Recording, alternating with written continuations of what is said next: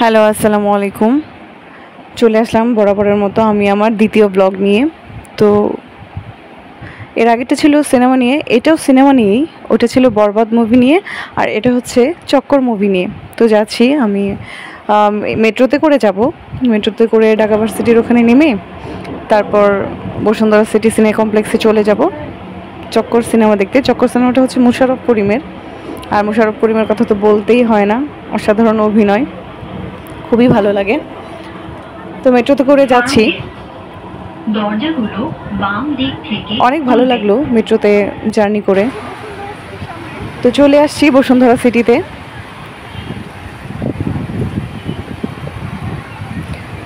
সুন্দর অনেক, বসুন্ধরা সিটির এরিয়াটুকু ভালো লাগে।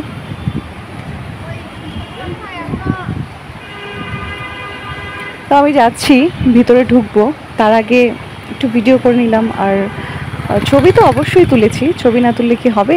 আপনারা কিভাবে দেখবেন?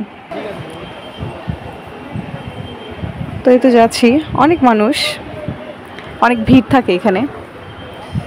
তো এটা ঈদের সব বন্ধ, তৃতীয় দিন মেবি।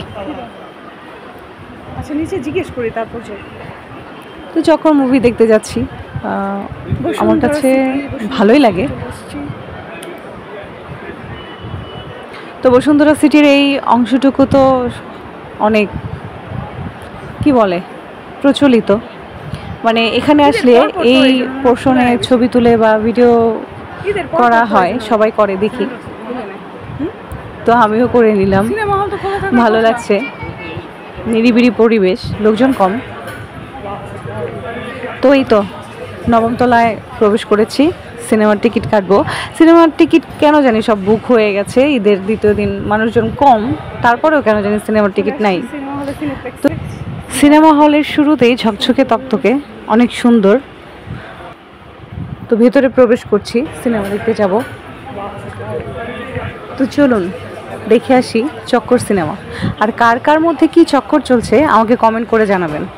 আর পারলে অবশ্যই চক্কর সিনেমাটা দেখবেন, অনেক ভালো, আমার কাছে খুবই ভালো লেগেছে। এই তো চক্কর সিনেমার পোস্টার।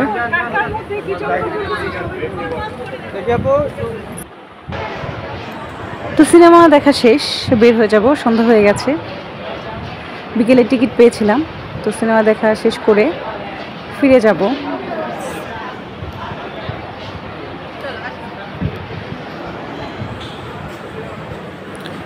তো বের হয়ে পড়েছি বাসার উদ্দেশ্যে। ভিডিওটা দেখে কেমন লাগলো সবাই কমেন্ট করে জানাবেন। আর যারা যারা চক্কর সিনেমা দেখেননি দেখে নেবেন। বরবাদ দেখার কোনো প্রয়োজন নেই, বরবাদ হওয়ার কোনো প্রয়োজন নেই, বরবাদ মুভিটা একদম বাজে।